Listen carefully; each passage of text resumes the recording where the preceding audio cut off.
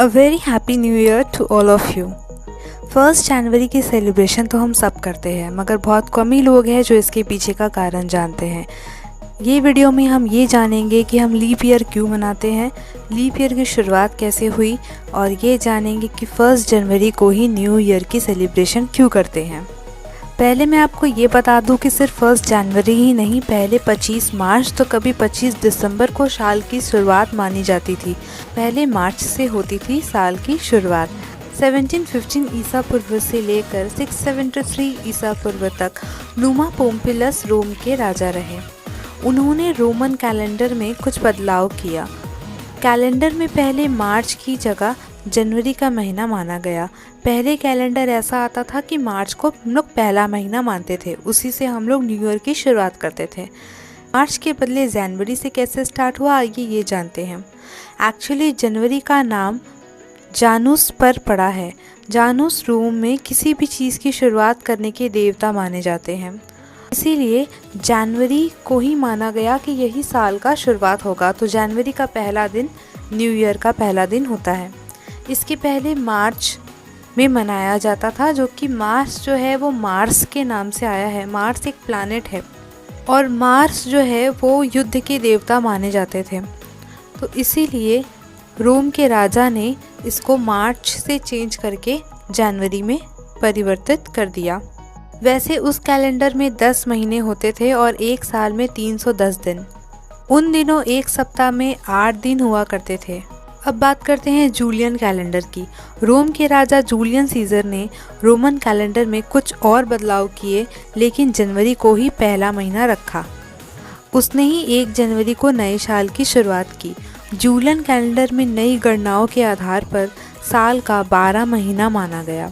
Julius Caesar ने ये बताया कि पृथ्वी 365 दिन और 6 घंटे में सूर्य का चक्कर लगाती है, इसलिए जूलियन कैलेंडर में साल में 310 की जगह 365 दिन माना गया और 6 घंटे जो अतिरिक्त एक्स्ट्रा बचते थे उसको लीप ईयर का कॉन्सेप्ट दिया गया। हर 4 साल में 6 घंटा मिलाकर 24 घंटे होते हैं। 24 घंटे का मतलब एक दिन, इसीलिए हर 4 साल में ये लीप ईयर आता है, जो कि फरवरी को 29 दिन का बनाता है। ये भी बात करेंगे कि 25 मार्च और 25 दिसंबर को नया साल क्यों मनाया जाता था। रोमन साम्राज्य में पतन के बाद 5वीं सदी में कई क्रिश्चियन देशों ने जूलियन कैलेंडर में बदलाव किया। वह इसको अपने धर्म के अनुसार बदलना चाहते थे, इसीलिए कई ने 25 मार्च को तो कई ने 25 दिसंबर को साल मनाना शुरू किया। ईसाई मान्यता के मुताबिक 25 मार्च को ही ईश्वर के विशेष दूत गैब्रियल ने आकर मैरी माँ को संदेश दिया था कि वह ईश्वर के अवतार ईसा मसीह को जन्म देंगी। वही 25 दिसंबर को ईसा मसीह का जन्म हुआ था, इसीलिए कुछ लोग इस दिन भी अपना साल का शुरुआत मानते थे।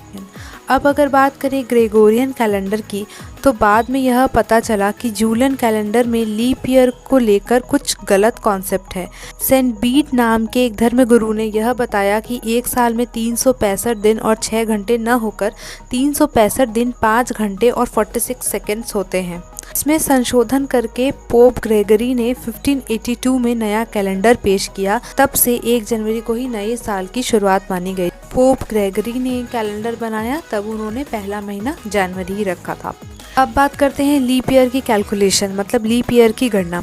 वैसे तो जिस साल में 4 से भाग लग जाता है, मतलब जो भी साल को, जैसे ये 2021 है, अगर इसको हम 4 से डिवाइड करेंगे तो ये पूरी की पूरी डिविजिबल नहीं होगी, मतलब ये साल लीप ईयर नहीं है। और अगर हम 2020 की बात करते हैं, अगर आप 2020 को 4 से डिवाइड करेंगे तो ये पूरा का पूरा अंक हमें देगा 55, तो इसीलिए 2020 जो है उसको लीप ईयर कहलाया जाएगा। अब ये जानते हैं कि और कौन कौन से कैलेंडर है। ज़्यादातर मुस्लिम हिजरी कैलेंडर को मानते हैं। हिजरी कैलेंडर में एक साल में 354 दिन होते थे। भारत का आधिकारिक कैलेंडर शक कैलेंडर है, जिसमें 22 मार्च 1957 को अपनाया गया था। पहला महीना चैत्र का होता है और साल में 365 दिन होते हैं। ईरान और अफगानिस्तान में अभी भी पार्सियन कैलेंडर को अपनाया जाता है। अगर ये हमारी वीडियो अच्छी लगी हो तो प्लीज़ इसको लाइक ज़रूर कीजिएगा। धन्यवाद।